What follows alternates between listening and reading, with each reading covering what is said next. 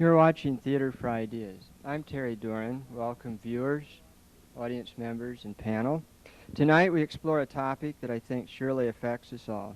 Violence and sex on television, our title, As I See Television. That's our focus, but the bigger issue is, I think, what is happening to us that we are becoming such a violent people. Is television to blame? Certainly it specializes in showing acts of violence, both as entertainment and as features on the news. According to a study recently released by the National Coalition on Television Violence, the average primetime program had 6 violent acts per hour. One children's cartoon on Saturday morning averages 50 violent acts per hour. It is not only that we're bombarded with violence and sex on television, it is the way violence is portrayed, often cold with a tone of complete indifference. Bear in mind that this is no accident. As a former program chief for one of the major networks puts it, one of the qualities I look for is fake realism, the illusion you're getting something meaningful. Then you overlay that with what I call trash. It's the ideal content to fit the nature of waste time, which is what people use the media for, end of quote. There are those who are fed up with such trash and call for controls. These people respond with a sense of invasion, that forces beyond their control are taking over their TV screens and homes. But there are others who say that ultimately we do have control, and it's our responsibility to exercise that control, and that somebody else doing it for us is worse than anything we might see on television. So, does television cause us to act violent? If so, who should decide? And now you see why I have panelists to help me answer these questions. Joining me on tonight's program are Steve Corona. Steve, until recently, was news director at Channel 15, WANE-TV in Fort Wayne. Welcome, Steve, to Theater for Ideas. Juanita Hayes is a news reporter for WOWO Radio. I think that's safe to say, okay? And a face we all recognize, our mayor, Mayor Winfield Moses, Jr. Thank you all for being part of Theater for Ideas. I'd like to remind everybody watching at home and in the audience that our show is replayed every Wednesday at 7 p.m. on Fort Wayne Cablevision Channel 10. And we're here every Friday from the Allen County Public Library. Next Friday we'll be bringing you a show about friendship. Okay, Steve, I'd like to begin with you. We see on the newscast this very often. You'll see in the news tonight 2 people shot. Weather is going to be bright and sunny tomorrow and Comets win again. Is this an example, the kind of indifference that I mentioned, or what dictates that kind of reporting? Well, it depends on whether that type of format offends you, and it doesn't offend me at all. You know, people tune in news for a very certain they're turning in the program for news, and if it's, if you don't have a newspaper without headlines, where are they going to turn to? It's a headline service. Is there any way, I mean, we've all heard that that is a weakness of television news reporting. Would you like to see more coverage devoted to news? If you're talking about the specific opening, the format of a show, in where we do those very short teases, I don't see anything wrong with that. If you're talking about news in general, yeah, there's a problem with it, but I don't find any. It depends on what offends you. That's just a matter of how you put your show together. It doesn't offend me. Okay. I want to mention too that Mike Welch from HBO in Chicago is scheduled to be here tonight. He called this afternoon. He is ill and could not make it. Okay. All the announcements out of the way. Let's go on with the show. Juanita, any comments to what Steve said? You're a different media, of course, radio, but I think some of the same principles apply. I think a lot of the same principles apply, and I do tend to monitor a lot of television news. I think everybody in broadcasting and news in general monitors all 3 media. So I can comment from that standpoint. I think Steve makes a good point that it isn't a necessary evil to have the little teasers on. You're dealing with news, a news package, but you're also dealing with television executives that want to be able to sell it as entertainment. You've got to grab your audience, and that's what they're doing. There is one thing that tends to occur in television and also in radio, the type of sensationalism. We were talking before this broadcast began about an incident this week. Two separate radio stations handle it totally differently. It was a strong-arm robbery, is what it was. A very simple, cut and dried, a man got into a woman's car and took her money. That's the way it came out on our station. The station across the street, however, leads their newscast with it and rips into the newscast saying a Fort Wayne woman was brutally beaten and nearly raped today, and went into all the sort of details, including the fact that she talked the rapist out of it by telling him she was on her period. Now, to me, that's a misjudgment. That's stepping one step too far. And in a sense, it's giving that rapist, or the attempted rapist, exactly what he wanted. Recognition, power. Look, I'm on this particular radio station and I headlined their newscast. Now, there's no way, in a good journalistic sense, that a strong-arm robbery takes precedence over Iran. And it didn't on WoWo. And I'm not saying that just to blow our own horn, but I'm saying that sometimes these types of things get sensationalized to a fault. Yeah, back to the headline. I think to back up what Juanita is saying is that I think what we always tried to do was to be careful that we didn't sensationalize. As long as that headline was accurate, there was no sense not to say it. We would always joke about that. We would always talk in-house about the fake headlines. President Carter in plane crash, details at 11. Now, you don't know if the plane landed safely, if he was killed, if he was seriously injured.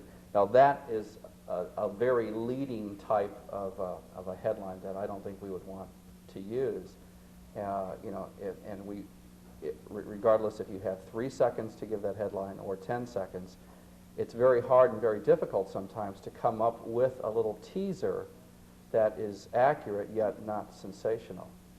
Who makes those decisions? As news director, would you make the decisions? The way we usually tape those, say if it was the tease right before the newscast, say at 5:59, those were generally written by the anchorman, Mike Barnett in this case.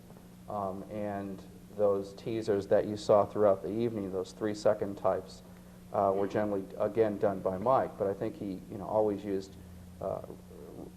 proper restraint in saying what he said. Well, we're talking, I think, in large part about the effect of television. Does it, in fact, contribute to our own behavior in a negative way? Mayor Moses, we've had a controversy here in Fort Wayne, of course, and I'm sure it's occurred in other communities as well, it's focused on home box office, but it's come down to that television can affect us, therefore there should be some control exercised. How do you feel about that? And if there should be, how do we decide? Negatively, I don't see that much control can be effectively exercised on any electronic media.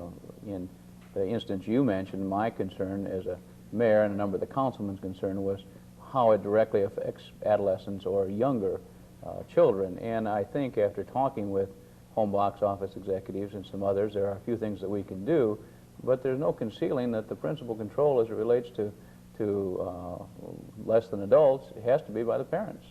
And they're going to have to turn the TV off or set strict times if they're concerned about that.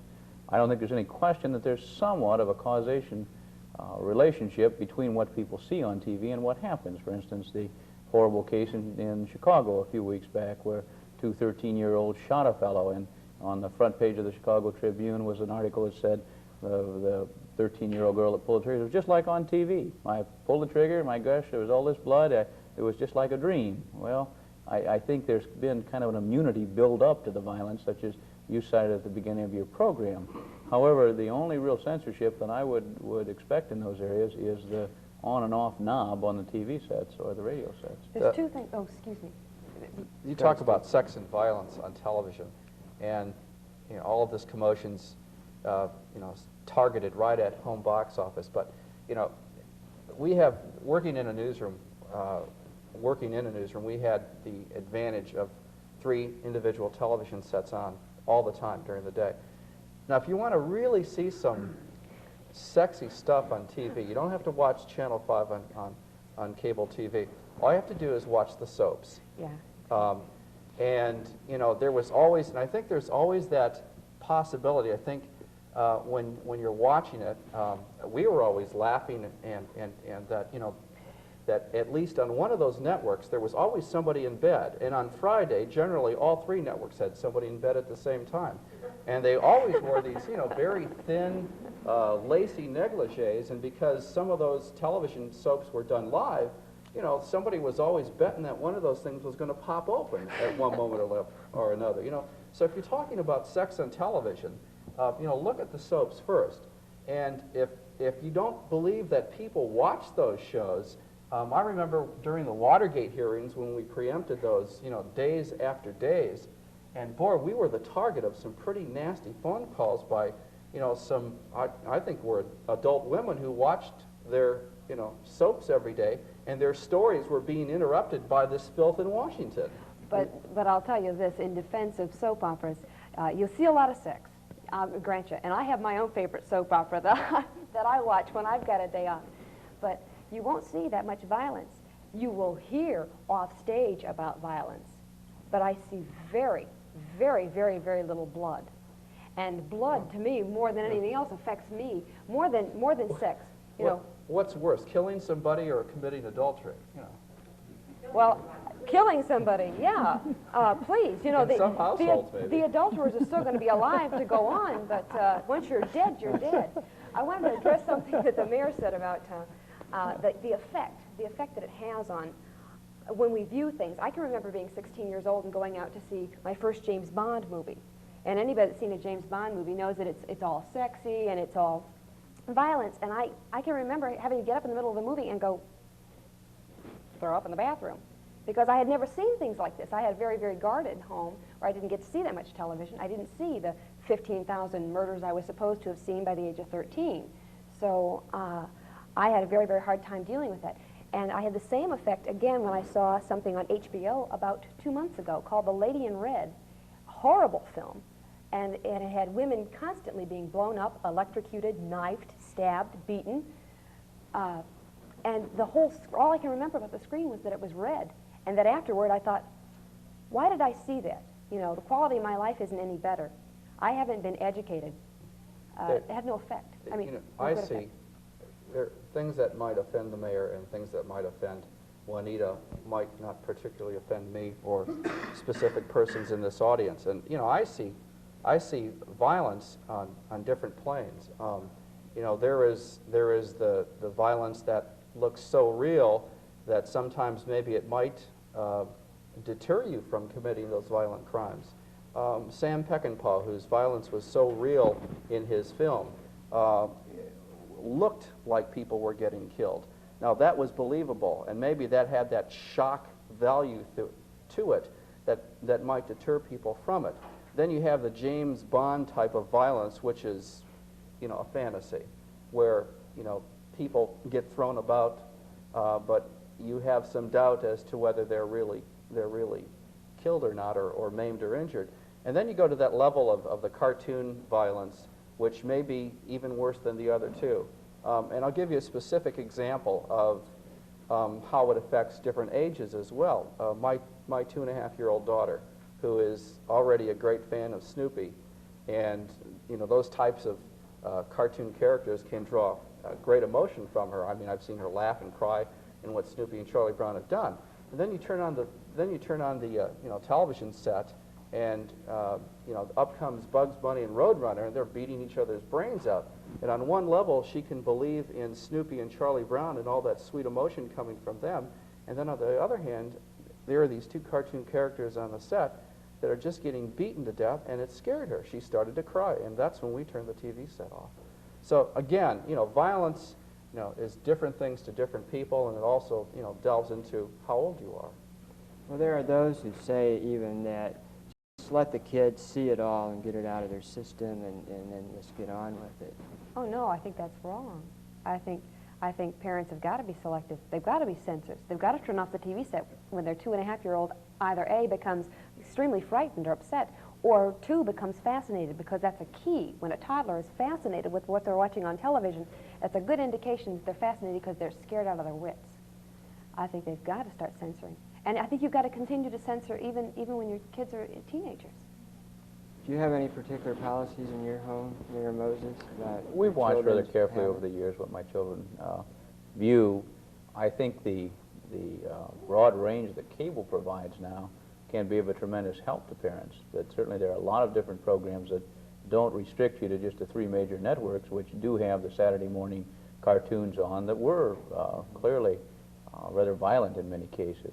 And I think Steve's point that the older you get, somehow it's harder to censor, and it's perhaps not quite as impacting upon the children. We found that as our children grew past the age of 10 that they were much more able to discern what they thought was believable and what was not.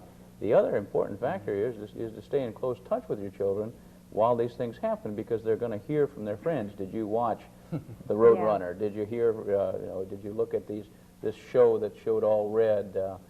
You just have to keep good, close, open lines of communication throughout in dealing with them. But on the whole, I think the new cable system here can be of benefit to parents, and particularly to adults. I think we've got a variety of choices now that can take you far away from the necessity of seeing violent programs. A great deal of religious programming that no one really speaks about, that I think we ought to commend the cable company for having on the air. I'm sure it's well watched.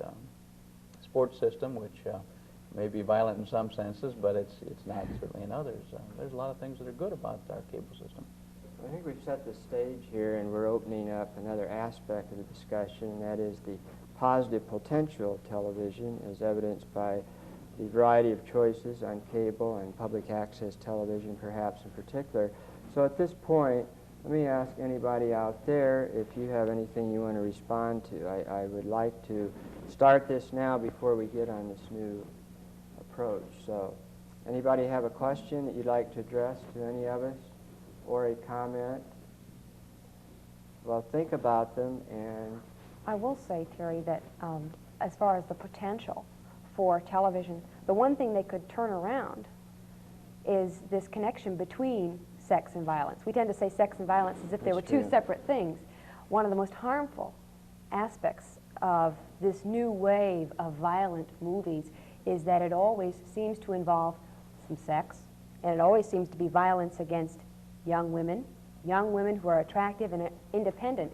It's almost a backlash, if you will, against the feminist movement. They're like, it's as if movies like Terror Train that are going to be coming to HBO any day now are saying, look, you liberated women out there, if you step out of bounds, look what you're going to get.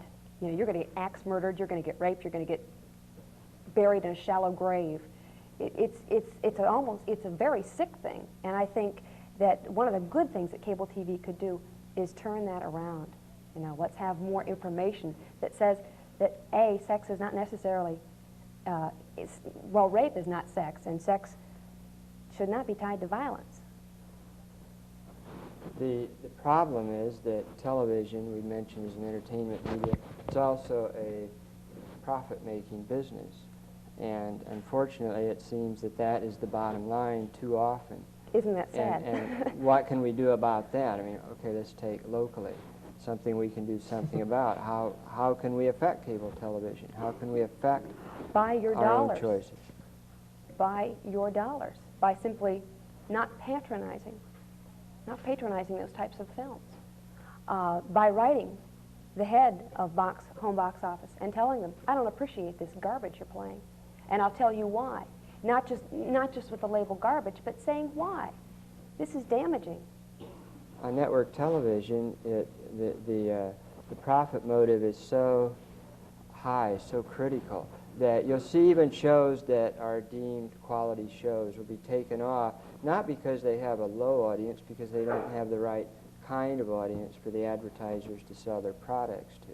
When you were mentioning the pretty women, it's usually television is geared toward a specific age group, a specific kind of person who has money and who can buy the products, so that even if the show is doing well, they'll take it off. So, but Terry, when in other countries where I've watched TV, England comes to mind, where it's pretty much government run, I've found it to be so dull and so drab that I couldn't get my children to watch it. I can hardly stand to watch it myself.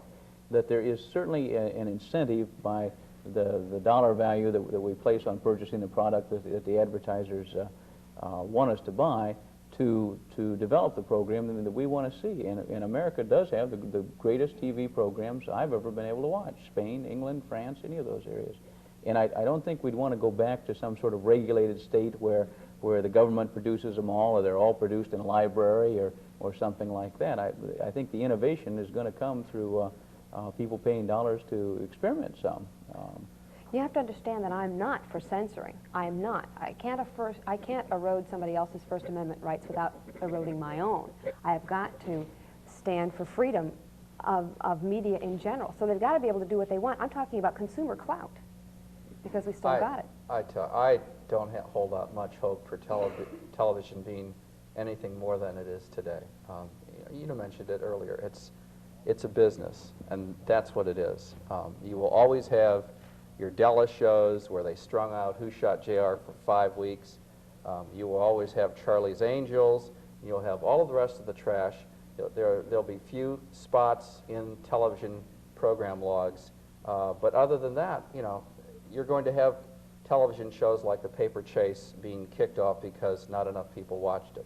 I think if you come to any other conclusion that there is any hope that the three networks will ever change, I think you're kidding yourself. I disagree. I think you're I kidding yourself. disagree wholeheartedly. It's the bottom dollar. People No. watch television because it's entertainment.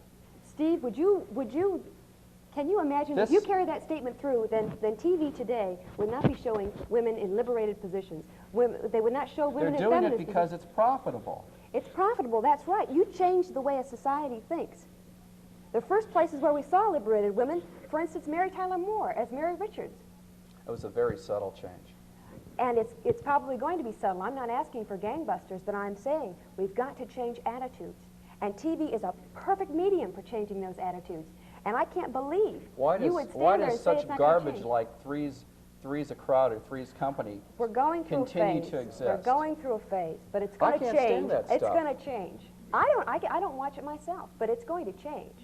Well, I saw a response now. Is TV going to stay the same the way it is, or can it change? I mean, figures tell us that we, as average Americans, watch television 6.5 hours a day. Who watches television 6.5 hours a day in this room? Does anybody? Who has time? Yeah. Bob? The problem is with people. Broadcasting is a business, and they're out to make a profit, and there's nothing wrong with that. The problem is with people. They work a 9-to-5 job. When they get home, they don't know what to do with themselves to begin with. So they turn on the boob tube, and they'll watch whatever's there, and they don't care. People have got to care. Now, I don't know how you're going to make them care unless you start with education in the schools, teaching people how to think to begin with. Exactly. I applaud you. I did that exactly last night. I went home and I just wanted to veg out in front of the TV set. And you know what I ended up with? I think something on Channel 15 where 8 women were beaten up brutally and it was horrible. Did you turn it off? And I didn't turn it off. See, I didn't turn it off.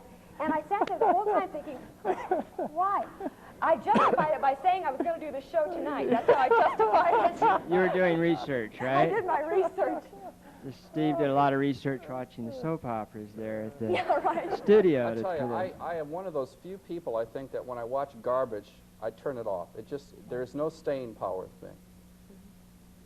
I want to say hooray for Channel 39 before I got cable, and I say hooray for cable because cable makes me able to be here and makes me able to see it on Wednesday night. Could we go back to bed for a minute? I think beds can be fun. You can eat crackers in bed, and you can have all kinds of company in bed. You can have the neighbors' kids over.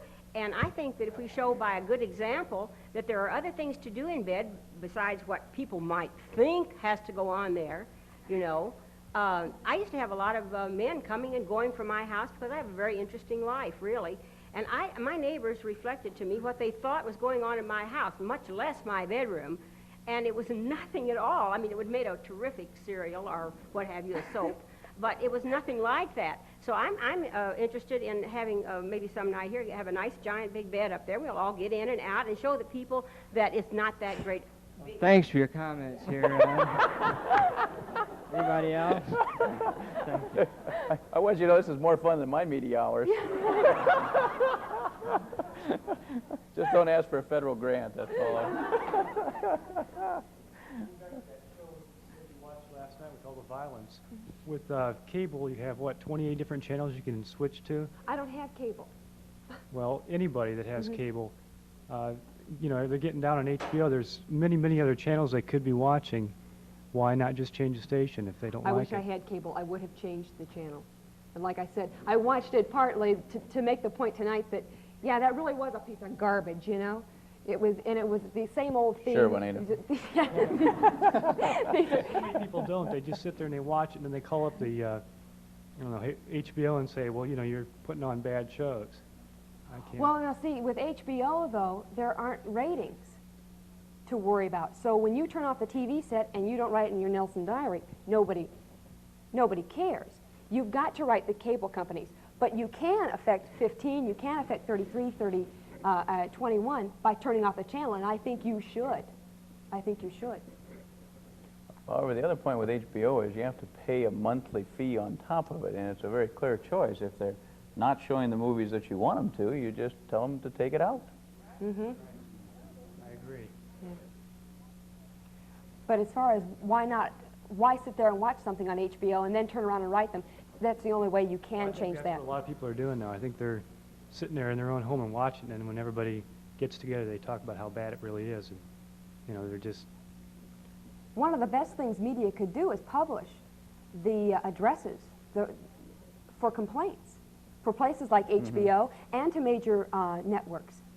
They could give you the names and the addresses, and that would be a big help to a lot of consumers. Every couple of years, each of the stations here has to have an ascertainment study whereby they interview people from throughout the community and they get somewhat of a composite feeling. But it's important that you, if you're opposed to what is being shown, have, as Juanita said, documented what the reason for that is and what it was, so that they can hold them up if it ever comes to a hearing in front of the FCC and say, you're just not doing things that are considered community standards. And if they don't have it documented, there's no way to consider it. It's not enough just to do something verbally. That's right. Yeah. That's right. The networks, the operators will tell us, though, that they are giving the public what they want. It seems to be a basic argument. When they get these letters, they'll look at ratings and they'll say, we're giving people what they want. If they don't want it, they wouldn't be watching it. But, Mayor?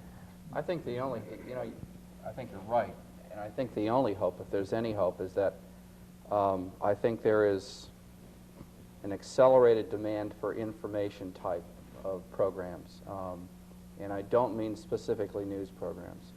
You know, 60 Minutes is a rare exception, but has been #1 for several weeks.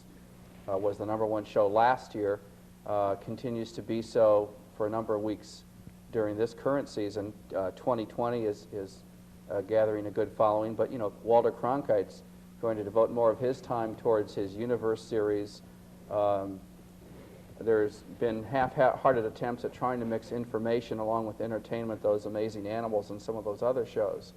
But I think if there's any alternative to entertainment programming on networks, it's the public affair type program, where I think people are, you know, those people that recognize there is some sort of quiet change, quiet revolution in the type of information that's being disseminated may turn to those types of programs. But, you know, all one has to do is witness the struggle that 60 Minutes went through, and it took them 12 years to become what they are today. You know, they started with a small but very loyal audience that stuck with them. And sticking with them as well were some CBS executives, you know, who had a commitment for that type of programming. You know, it was hard when they weren't making money on the show, but now that it's, you know, a profit maker, it's become more palatable for them to operate those types of programming. I don't think that you're going to see an overwhelming move towards that type of show, though. How many would favor that, and why not? I mean, why not? Any several channels, to choose from. I wouldn't be opposed to one channel with just, nothing but that type of thing on there. But I wouldn't want every station to be just Well, that. the fact is, if it works for one network, all three networks are going to do it. That's exactly how we got to the situation we've gotten today. Three's a Crowd or Three's Company or whatever it is, and Charlie's Angels were hits. So you ended up with a Charlie's Angel version on every station.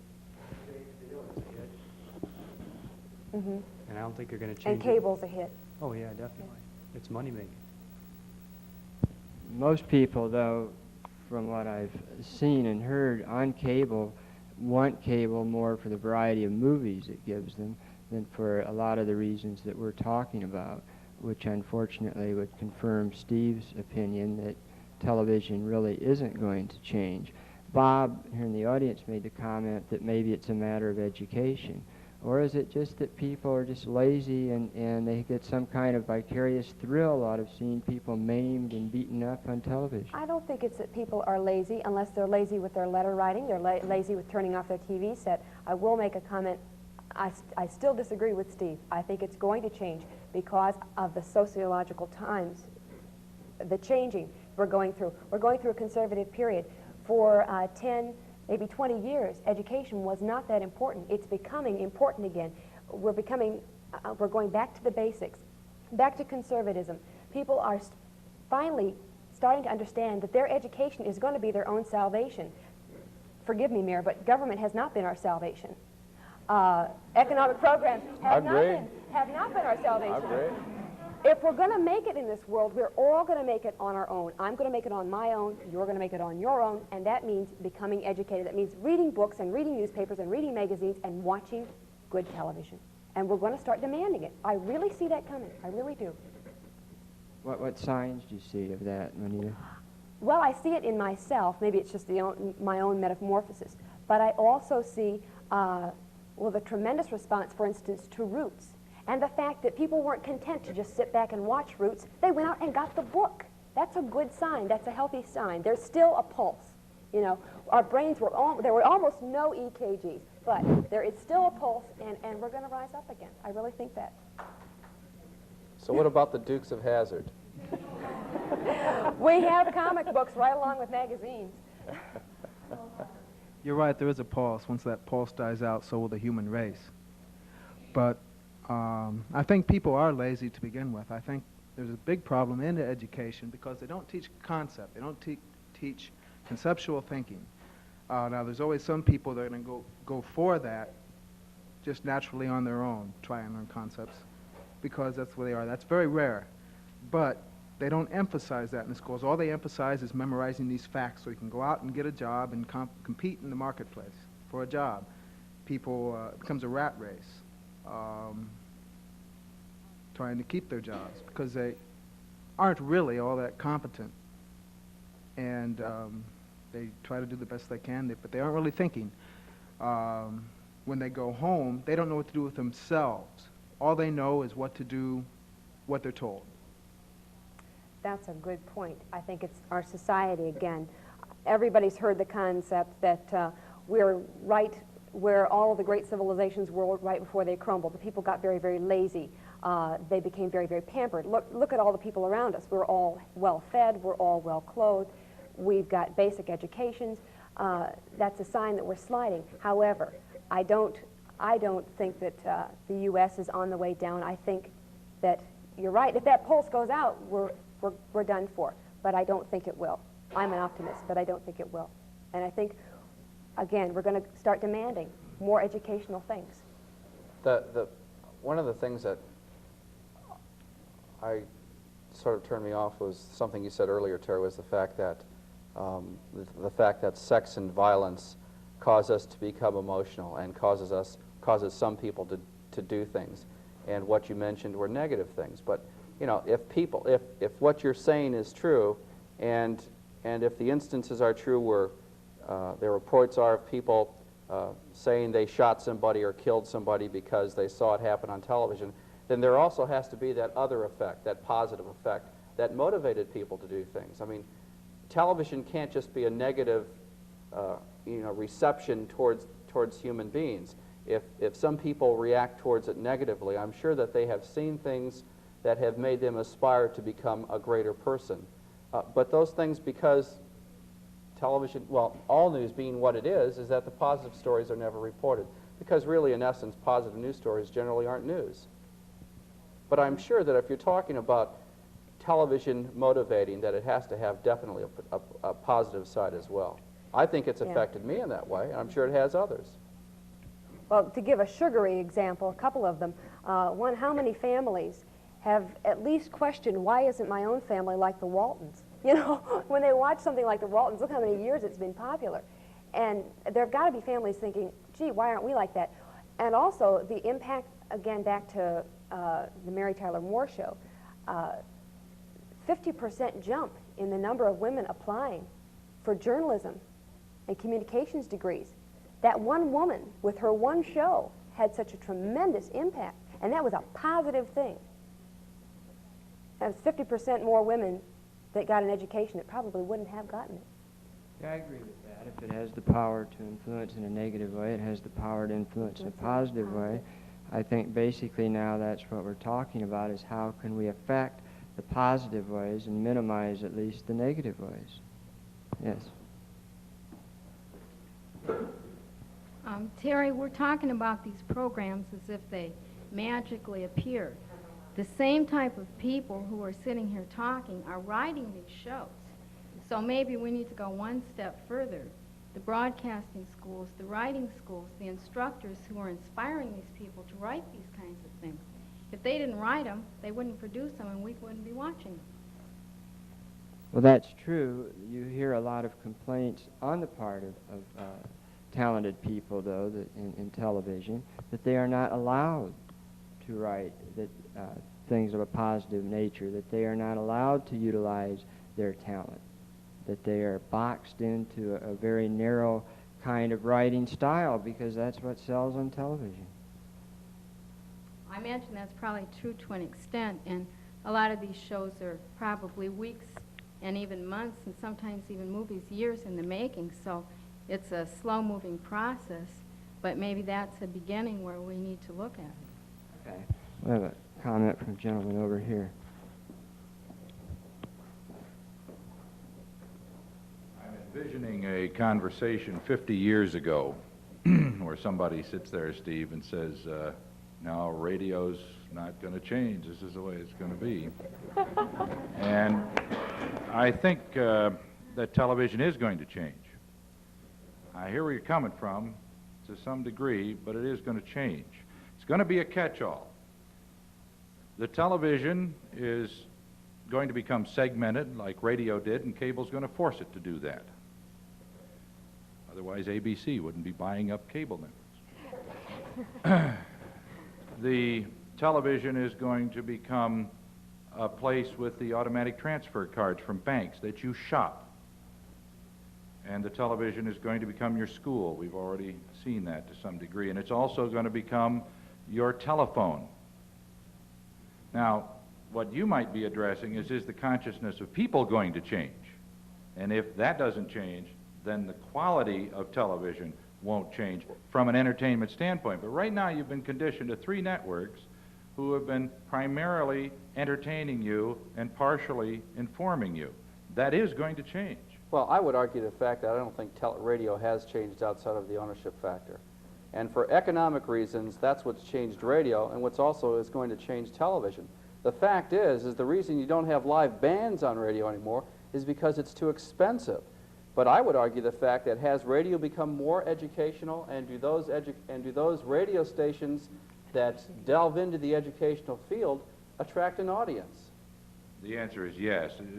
When it became more segmented, if you go to Chicago, now Fort Wayne, big deal, you got There's 9 no talk stations. radio in Fort Wayne. You go to Chicago, go to a metropolitan market where years ago they had Fibber McGee and Molly and a bunch of entertainment, a lot of comedians, Little Violence, Inner Sanctum.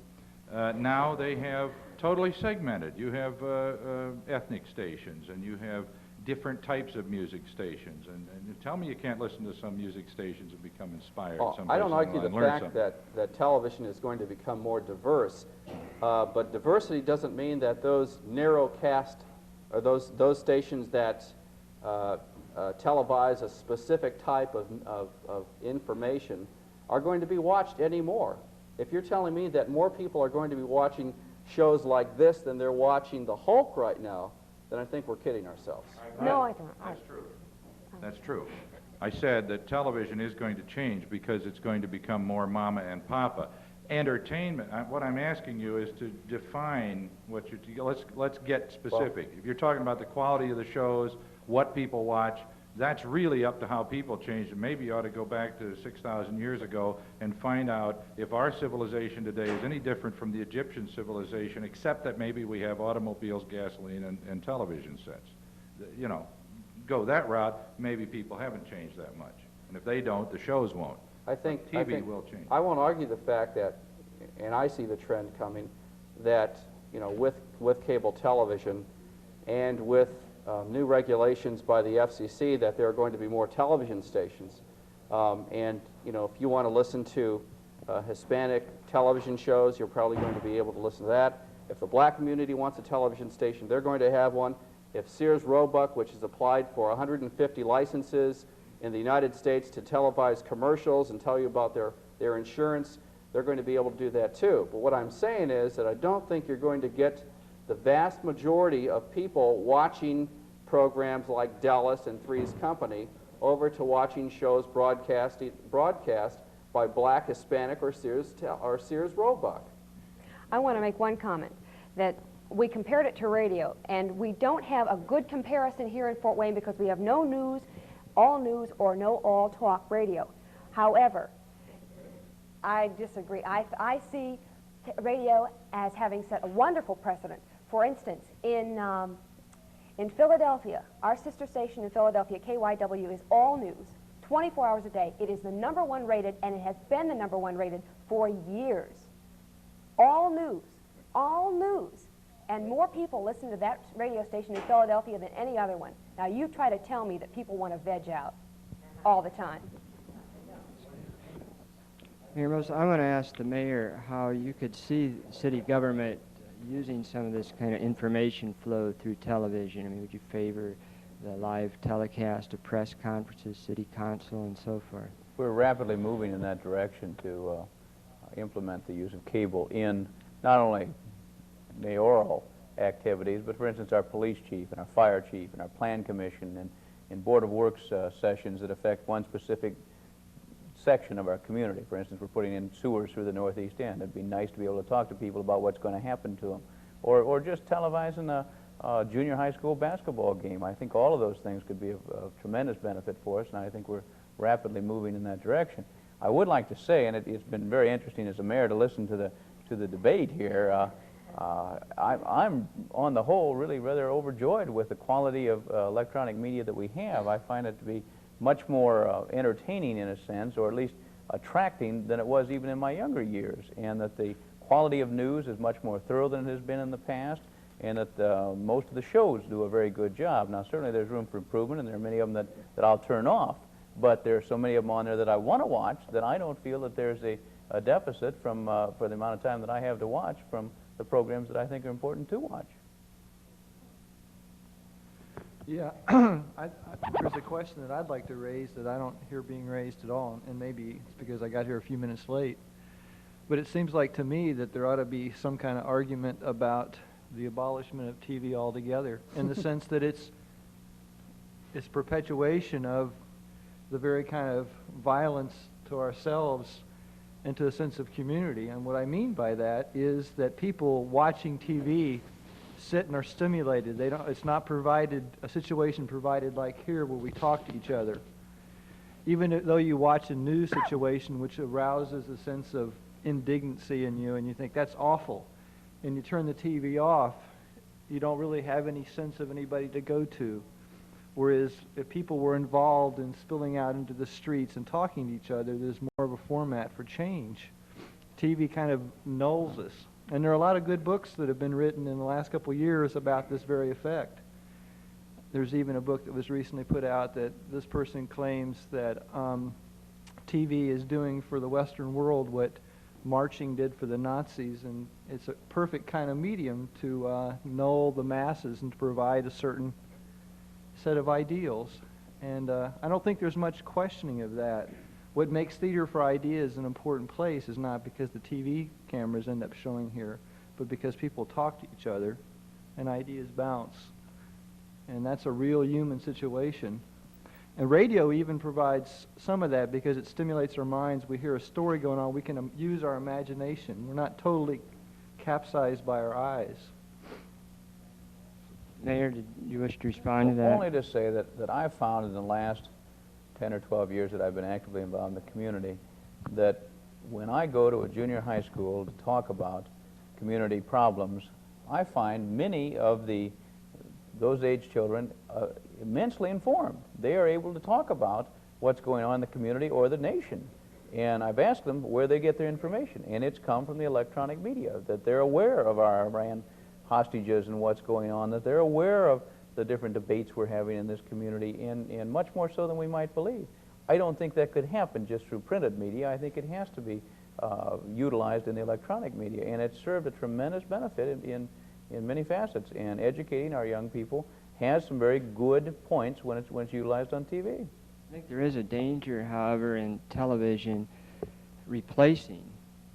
becoming a substitute for reading, writing, face-to-face No talk. question And about also, that. yeah, the human bonding. Because I'll tell you, there have been many times I've gone up to see my family in Auburn. I've driven 17 miles up there to see them. And we'll be sitting there with the TV set going, and pretty soon the conversation goes, and we're all staring, looking at these figures jumping around in this little box, and something valuable is being lost there. So you made a good point. I think maybe we are being lulled, and we're breaking some bonds that we should be making. Nobody's forcing us to watch TV. But when it's on there, everybody gravitates toward the TV set. That's a natural phenomenon. Yeah, I mean, right, that you know, right, I'm having a rough time relating here because we just turned the TV off. Can I say what I really would like to see on TV? Can I say that I'd like to see Camelot again? I'd like to see Camelot again, and I'd like to see Fantasia and Red Shoes. Let's just go for Red Shoes. These were artistically beautiful. They were inspiring. They were heroes. And I think when we see Star Wars and Battlestar Galactica and all these things, I'm looking at the dreams of some of today's young people. And do I really want to project a bigger machine in the future for a bigger possibility of fear for me in the future? My future is not like that, and I'm making my future right now because of my thoughts. And of course, that's a big military secret. We're not supposed to tell anybody that what I think I create, and I'm really creating my own world, regardless of whether I try to be a funny lady here or not. I have some very serious things I think about here, and I'm delighted that you have this forum here. Thank you. It's interesting, she mentions Camelot, which has adultery, and she mentions Fantasia, which has violence in it. You know, those are good programs, so you can't completely condemn both of those things. It has violence in it. You know, the little mushrooms are running around getting squashed. You know, it's violence. Get a comment here. Yeah, I'd like to address the kind of dissension between Steve and Juanita, and that is, I believe Steve is correct in that radio and the printed media and video media really won't change in electronic ways or anything like that, but the sophistication, which is what Juanita is getting at, is going to improve. In the last 25 years, we've gone from, let's see, our show of shows and that type of thing, up to we still have Three's Company and that type of thing, but we also have a lot more that we didn't have back when it first started. And I think we're going to approach, within the next 5 to 10 years, a much better, much more sophisticated and intelligent approach to television. Because in school now, I'm working with people and educators plus students who have new and very innovative ideas, and I think they're going to be breaking on the scene very, very soon. It's a cliche, but the word is self-determination. A woman back in the audience, and Steve has said a couple of times this evening, you can turn the TV set off. You can also write people. You can do something about the situation if you want it to become more sophisticated. You're right. Terry, I think it's been interesting we've been talking about, is TV going to change? Is it going to grow, or is it going to regress or progress? I remember 30 years ago, our family had our first television, and all we could get was wrestling, professional wrestling. And You can still get it. yeah, I know. But it was really funny because we had a big roller on the top of the roof, and you didn't have any local channels. They were all, far away. And 5 o'clock, all the kids would line up in the living room. It was like school, and they'd all watch Howdy Doody and, all these things. And I think there's some of you here that have grown up in that era, too. But it's, you've come a long ways, baby, whatever, it's progressed a long ways. I don't have cable, but I think we have a good choice with our 5 channels that we can get. I watch TV, I'm afraid, a bit too much, but I very much pick what I watch, and I learn a great deal, and I think there's a lot of good things. It isn't all garbage. Thank you, Terry. Thank you. Anybody else? Yes, Joe. I think there's a little bit of misnomer in your statement, Steve, that nobody forces you to watch TV. You can turn it off. Because I think one thing that happens with kids a lot that are given free access to TV, and this has been shown many times, there is a capturing there. There's a rapid eye movement that occurs, and working at school with kids before and actually doing units on TV, you hear kids make statements like, I'd really like to turn it off, but it kind of like captures me. It kind of takes me in. And I think that's true. I mean, it's a harder kind of thing for them to push that button off. And that's alarming in itself, that kind of thing happens with kids. I don't know, Bees? Well, you're looking at, right now, you're dealing with the kid vid generation. You're dealing with the kids that literally grew up on videotape. My age group on down. I was raised on Captain Kangaroo from the time I was 2 years old. And I sort of resent the comments that, well, you can, yeah, I resent it too, that you can turn it off, because as much as I would like to think I'm sophisticated, you're right, it does have a captivating effect. I did quit watching television altogether for a year, and I did notice that I didn't miss it at all, but it is habit forming. It's like smoking. We all want to quit, but You can do anything you want. The thing is that everybody has a different mental addiction, okay? Some people are hooked on TV to a greater extent than others. I'm one of those, ask my wife, I'm one of those compulsive readers. Everywhere I go, I have to have a magazine, I have to be reading, I have to be informed. When I was in school, I read 5 newspapers a day. So don't tell me that you can't do anything else. And those learning habits start at home. It all begins, did your dad, did your mom take you to the library when you were 3 or 4 to generate those learning habits? Or were you at home Saturday morning watching Bugs Bunny? It has to start there. Don't blame the medium. Thanks, no, Steve. but demand that the medium offer you something good. But I'll tell you, though, if you expect government to provide it, you're going to be sadly mistaken.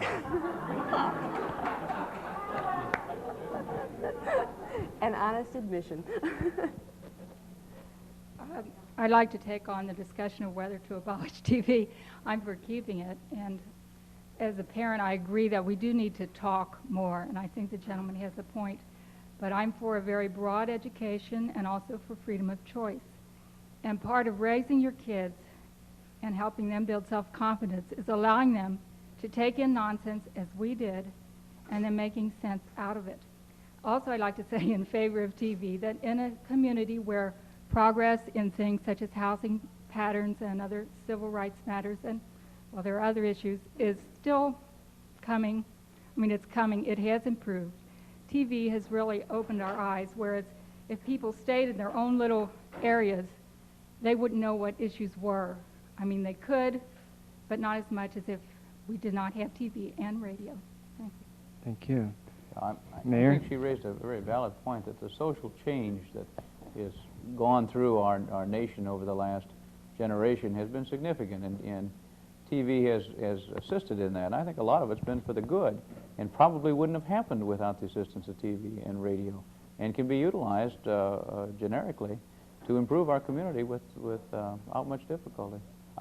We talk about how bad TV is and abolishing it. It's great. I mean, there are a lot of good things on TV. We always have to be vigilant, whether we're talking about civil rights or TV or police departments or anything else, and look for ways to improve them. But on the whole, here we are in a cable TV room, the first one in the city of Fort Wayne, and this is certainly an asset to our community, and I think we'll get a little bit better, and although the actual medium may not change much, I think as people we do tend to improve, and this is part of that process. I think what Wanda Hayes just mentioned sort of reinforces the two things that I've said, that I think, don't expect, miracles from television because it's an entertainment medium. But as I said before, that if television can motivate you to become a negative type person, it can also inspire you to become positive. The fact that it wasn't, at least in entertainment, wasn't one of the leaders in integration or desegregation issues, but I think it sort of helped us ease blacks into our living room and accepted them as human beings. Maybe that ratio isn't there yet, but I think it's helped us accept them. If we can accept them into our living rooms, maybe they're not so bad people after all. 100 years ago, we were part of a village that we lived in. We're now part of McLuhan's global village, and I think we're all better people for it. Thank you. I'd like to thank my panel, Steve Corona, Juanita Hayes, Mayor Wynn Moses, for joining us tonight. Thank you for coming, for your stimulating comments, and end by saying that the real danger of television is its numbing effect, the distance it can put between us as people. The real question is us, not the future of television, but the future of us. And I would like to think that television can inform as well as entertain, inspire as well as inform. And tonight we've seen examples of both the good and the bad. So let's work together, make television a positive force in our lives. I hope that you have witnessed an example of good television tonight. And this is from the Allen County Public Library. I'm Terry Doran. Good night.